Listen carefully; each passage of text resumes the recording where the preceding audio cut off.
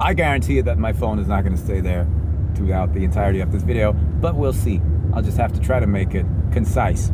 Okay, so I was having this thought that you can read in the video description already, and that thought specifically is, did my brain hear and register music in a different way before I had access to the internet, or before the internet was, so to speak, around?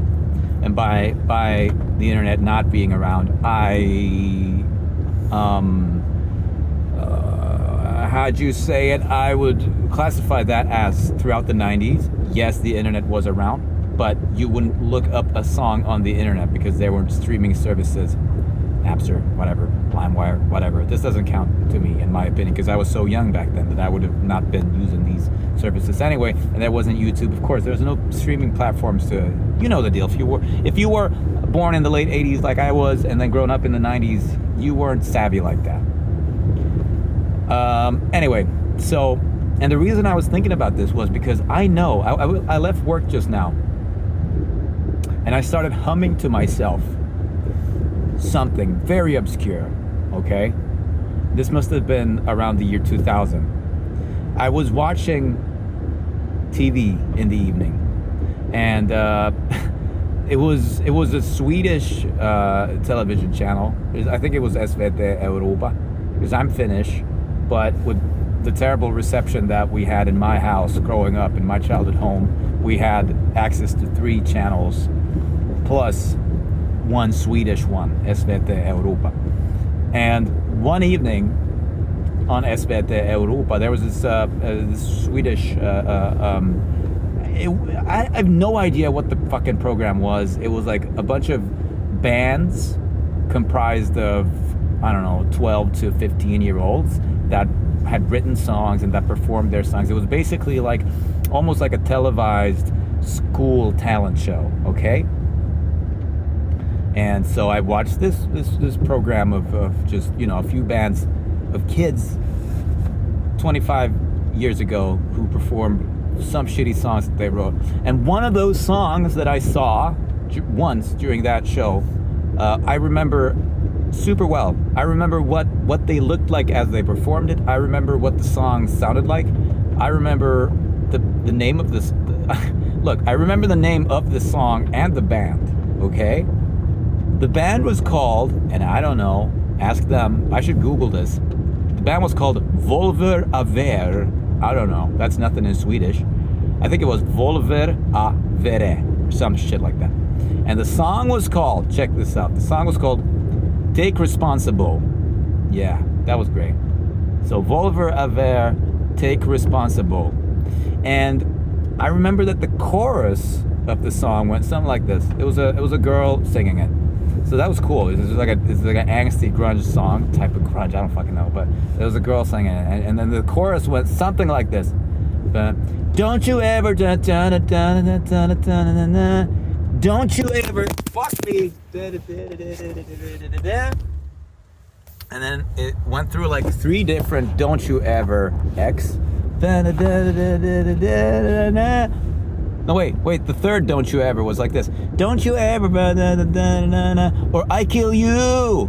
Pause. So fuck you.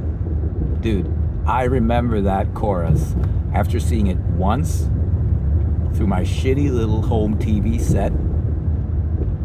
Something about it made an impression on me that 25 years later, I can still remember that song. Another example. I gotta run this back for you. Don't you ever put it down, I kill you. So fuck you. That was great. Anyway, another example of mine is, I think the year was 1998 or 1997. Logically, I think this would make sense that it would be in 1997, but it could have been in 1998. All right, so I was already a huge Smashing Pumpkins fan at that time. I had heard, Melancholy and the Infinite Sadness. My older sister got a mixtape from one of her pen pals. She used to do tape trading all around the world. It was cool. We got music in the house then from Japan and all over the place.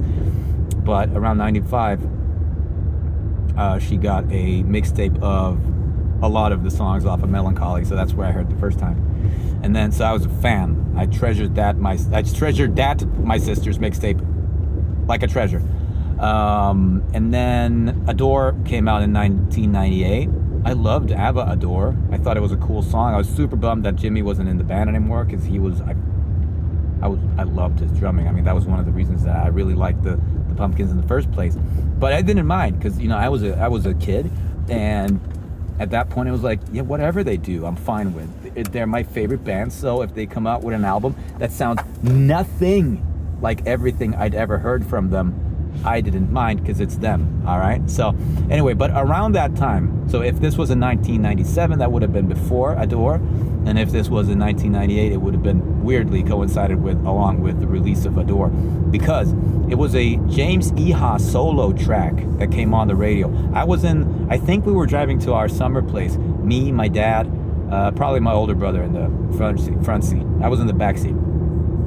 And so my dad had the radio on in the car, and the jockey, this DJ, whatever, one of my fucking Sopranos here, over here, yeah, finish Sopranos, whatever, man, said, hey, here's a solo track from James Iha, the guitar player from Smashing Pumpkins, and my ears perked up. I was like, what? Solo track? That's amazing. And looking back at it now, it's like, why? Like, when the fuck did he have an attempt at a solo career, or a solo career indeed, right? So I'm thinking, why would it have coincided with the release of Adore in 1998? But so I don't know. I'm pretty sure it was 97, 98, 100% sure. And so my ears perked up, and I was like, yeah, this is gonna be great, you know, because more Smashing Pumpkins, more of the stuff that I like. And then it was a super underwhelming track. Super lame. And if I would have known, you know, what James's own songs on the Pumpkins releases were, like the B-sides and stuff, then I would have not been as surprised as I was. But you know, it was a completely, you know, like that, those soft, wishy-washy, ballady type, happy, acoustic, whatever, rock-ish songs that he's always made. You know, they're fine. You know, they're whatever. He's done great work in the Pumpkins, but some of those songs are just like, oh, come on, to me. But anyway, so the song was called Jealousy, that I remember. It was called Jealousy. And I remember the chorus went something like this. What my ears heard the chorus go like was this. Are you jealousy? Are you jealousy? Are you jealousy over me? Oh yeah, yeah, yeah. You jealousy? Are you jealousy? Jealousy over me? Yeah, yeah, yeah, yeah, yeah, yeah. And I remember at the time thinking, you know, I'm not a native speaker of English, but at that time already as a kid, I was like, can you say like that? Like, wouldn't it be, are you jealous? But it was jealousy. So thinking back on it now, it was probably not, are you jealousy? Of course it wasn't. It must have been something like, and your jealousy of me, or something like that. But anyway, to this day, I've never looked up that song. I think of it now and then. I think of the thought of, hey, I should check out that, I was going to say Steve Vai song. I want to check out that James Iha song and to see if it matches my memory of it. But at the same time, it's like, no, I think it's rather cool that I know that there's a James Iha song out there. Iha, that I've heard once in my life. Once. In the backseat of a car with a shitty little stereo. And I still remember it. It's quite amazing to me, really. And then, you know, there's other songs like that. Like, for example, I know that I heard Rage Against the Machine, Bulls on Parade one time in the mid-90s. And it would be 4 years until I heard it again on the radio. 3 or 4 years. And I know this because by that time, I'd heard Bulls on Parade. And it was the greatest thing, one of the greatest things I'd ever heard in my life. And like, say it's 96, okay? Heavy radio rotation at that time at a radio station I listened to. That was in Finland, Radio Mafia. Speaking of Sopranos, and I fucking heard it, and I knew that that's a band that I love. I never heard it another time until a few years later, and that time I got to grab a cassette in time, and I taped half of the song. So after that, I had half the song taped on cassette. But still, throughout those years where I had no access to the song and I'd only heard it once, I was still like, man, this is such a fucking great song. I love this band. So I was just thinking that definitely, I think this is the case. And adversely now, I hear music, I listen to music. Sometimes I don't even know what I just heard because I just forget it. My brain just flushes it. And yeah, for sure, it has something to do with the amount of music we just get exposed to every now and then again. But I do think that back in those days, before there was an option to just go Google what I just heard or Shazam it in the moment, or just know that, hey, this song is that, I can catch a lyric and know that, hey, if I really want, I can just listen to this song whenever again. I can find out about what this song was. And also, I can at any time just listen to music. There was something about hearing music pre the internet time, where just like all the senses were just heightened to what you were hearing, because you knew that there was maybe you'll never hear this piece of music again. Because there isn't just some magical place or device that has all of the world's music that has ever been recorded to you, right? So it's just like music was this living, breathing thing that was sometimes in the same, you happen to be in the same airspace as music. And you might occupy the same airspace as your favorite song for a while. And that you'd never heard before, you might never hear it again. You had no idea. So your brain always just had to be like a super sponge, just absorbing what you're hearing. And I think that's the case, because how the fuck otherwise would I remember these really obscure tracks that I can confirm that I know that I've never heard more than once in my life, 25 to 30 plus years ago, and I still remember them, right? And it's even like like this too, like somewhere like the late 90s again, like some shitty Finnish movie from I think the 1980s or something. I remember the name of it, Koskenkorva Cowboys. I can probably look it up again on the internet, on the YouTube even, but I have never done it because I just I like to have these things, these archaic things in my life that have been planted into my mind before the internet, right? But there was I think in this movie about what the fuck ever, like teenagers in 1980s Finland or early 90s Finland or something. I have no idea what it was about, only that it was embarrassing and people had 80s haircuts and glasses. Some of them, one of those kids was in a band again, and that band or something had a song with a melody that went like this. Hang on.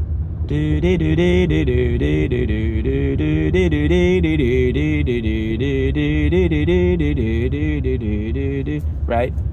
That's another fucking song that I remember from Koskenkorva Cowboys, which I saw in the late 90s.